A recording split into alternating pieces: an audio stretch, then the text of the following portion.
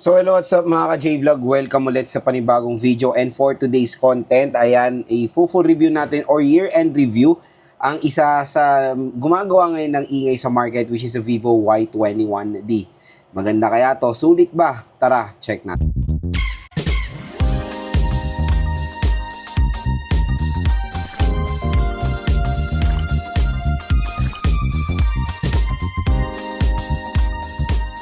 Ayun, for today's content mga ka-J-Vlog, this time itatopic ulit natin ang Vivo Y21D. So again, tulad nga sinabi ko ngayon December is the target ko lahat i-review yung mga na-review natin ng buong 2025, yung pinaka-the best sa mga smartphone. Gagawa rin tayo niyan. Stay tuned lang mga idol. So ano nga muna ba ang presyo ng Vivo Y21D? Usually ang SRP niyan is sa around 6,000 plus. For the, anong variant yun? Let's check ha. For the 4GB 128, usually nasa 6,000 plus yan. And yung 6GB 256, usually nasa around 8,000 plus po yan mga ka-J-Vlog. So, yes, when it comes sa kanyang presyo, iba nagiging skeptical kasi medyo hindi bagay yung ibang specs ng Vivo Y21D compared to its price. Pero magandang balita sa online, dito sa ating view products. Pag clinic nyo itong view products natin, mura at bagsak presyo lang dyan ang Vivo Y21D. So, again, for the 4GB 128, pwede nyo siya makuha around 5,000 plus. 5,700. Tapos, ito pa magandang balita. So, discounted na kayo, di ba? Meron pa kayong another discount pag clinic nyo tong view products natin. Pag clinic nyo tong link natin dito, meron pong magge-generate na additional discount up to 1,000 pesos off dito sa Vivo Y21D. So, usually, pwede nyo siya makuha around 5,000 or below 5,000. Pwede nyo siya makuha ng ganun kamura lang. At yung 6GB 256, pwede nyo siya makuha around 6,000 to 7,000 pesos. So, syempre, yan, kumbaga sa kanyang price, medyo umu-okay naman na ang specifications ng Vivo Y21D, especially for its very affordable na variant, kumbaga yung 4GB 128. So, syempre, itong smartphone na to recently lang ito lumabas. Sumabay ito doon din sa mina market ng Honor, which is a Honor X7D. So, pareho silang D. So, yung pareho silang when it comes sa marketing, ang mina-market nila is water protection. So, sa Vivo Y21D, ito yung legit na pwede po malublob sa water. So, yung Honor X7D, yung po yung, yes, mataas yung IP rating niya, pero hindi pa rin literal na pwede nyo masubmerge sa water. Meron ako may nakikita mga content creator na nilulublob sa water, yung Vivo, yung ano nila, yung Honor X7D na is a big no-no kasi IP65, 66 ay hindi po pwedeng submersion niya. Pwede lang sila matalsikan ng tubig with certain kind of pressure. Pwede lang malublob sa tubig etong Vivo Y21D. Gumawa rin ako ng video niyan. I don't know, titignan ko, hanapin ko yung clip ko kung meron pa. Pero gumawa ako ng video niyan. Lalagay ko dito sa ano natin. Hanapin ko. Gumawa ako ng video niyan na sinubmerge ko sa water etong smartphone na to. So, syempre, ito yung mga, ang maganda kasi dito, ang pinaka-advantage niya is yung kanyang IP rating, IP68 or 69 water and dust resistant. So, ka-water protection niya, itong mga to.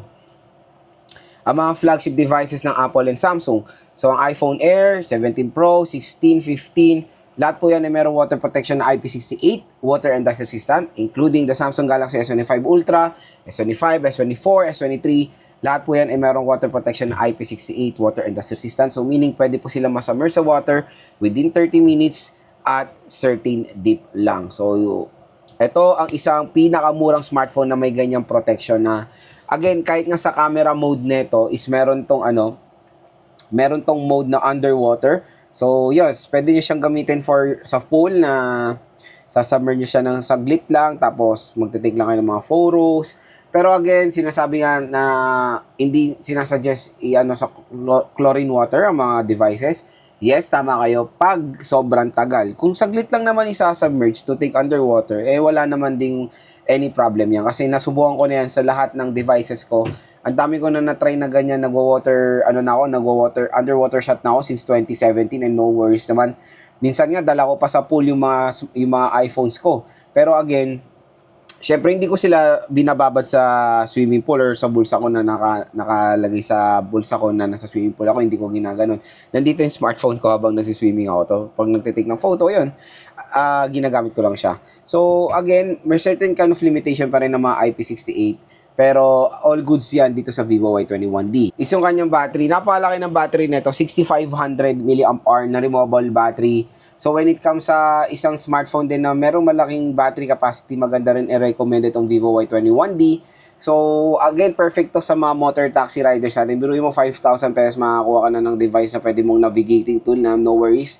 Hindi ka mangangamba na mabasa siya dahil meron siyang protection. Kasi syempre, pag nagmamotor tayo, may senaryo na umuulan bigla, na may tendency masira yung smartphone natin kung walang water protection. Dito, no worries mga J-Vlog, all goods yan. Handle na handle ng Vivo Y21D po yan. Meron po siyang water protection.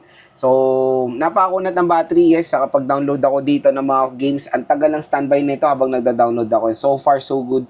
Yung battery performance niya, even pag naglalaro ako, matagal talaga siya ma-lowbat. Ang maganda pa dito, di ba, na-lowbat siya.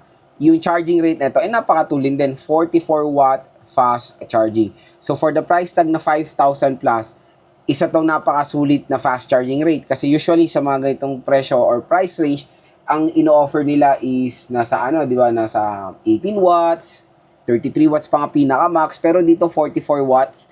Yung 6,500 mAh battery capacity, siguro tansya ko, mga 1 hour, full charge na itong battery capacity niya na to. So, ganyan ka-convenient mag-charge naman dito sa Vivo Y21. Di makunat na yung battery niya, mabilis pa siya mag-charge. And syempre, ito talagang sobrang nalalove ko sa mga Vivo smartphone, yung design nila. So, napakaganda ng design and aesthetic ng Vivo Y21D mga ka-J-Vlog.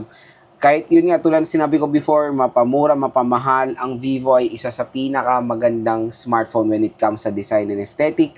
At hindi ako binigo yan. So, itong Vivo Y21D, napakaganda rin ng color variation niya, especially itong lavender. So, sa mga consumers na mahilig sa color violet, ito magandang i-recommend sa inyo. Kumbaga, eye-catching siya sa mga consumers out there dyan. Yes, minimalist yung pagka-back cover niya or yung back design niya. Pero pag ginamit niyo to, talaga makakuha to ng attention ng mga consumers dahil yung mga color nito talagang nagpa-pop or kumbaga attention seeker, di ba? And when it comes sa display, very normal naman din for its price, HD plus 720p resolution, mataas yung, malaki yung screen naman, 6.68 inches, naka-punch hole display, di ba? Very new kay Vivo na nagpa-punch hole display na sila, sobra akong natutuwa kasi dati talamak si Vivo sa mga notch, di ba? So dito sa Vivo Y0, sa Vivo Y21D, na-improve naman nila yung ganyang senaryo na finally nagpa-punch hole na sila. Diba, for an entry or budget smartphone today. 90Hz screen refresh rate siya for me, yes, okay lang yan. Ang malupit pa dito, tulad ng sinabi ko sa inyo kanina, maganda siyang pag navigating dahil mataas ang nits of brightness niya. Up to 1,000 nits of brightness din siya. So, kasing brightness niya rin yung mga Oppo A3X na sobrang ganda nung brightness nun. Nung ginagamit ko outdoor, talagang kitang-kita ko yung, yung display ko kahit na merong nasa direct sunlight tayo, di ba? Pero syempre, pag maglalaro kayo nang nasa outdoor at mainit, expect nyo talagang mag-overheat yung device. So again, when it comes sa temperature, while gaming, syempre, ang pinaka-big factor din po dyan is yung room temperature nyo. For example, na-try ko na yan, naglaro ko na sa Oppo A3X ko, nasa outdoor ako, ang bilis uminit kasi syempre maaraw siya. Hindi isang i-consider yung factor when it comes sa overheating ng mga devices nyo pag naglalaro kayo. So, yun nga, okay na okay. Even though HD plus 720p siya, pag ginamit nyo na actual to, ma-appreciate nyo yung display niya dahil sobrang liwanag. Camera-wise, 50 megapixel siya, main camera. So, for its price, yes, magandang quality niya at magpapakita rin ako ng mga photo samples later part sa ating video. So, okay naman yung kanyang camera quality, mapa-rear or front-facing camera. So, isa rin si Vivo sa isang magandang camera performance for a budget smartphone today. And including sa mga flagship nila, yung X200, X300, di ba? Napakalupit na mga camera nun.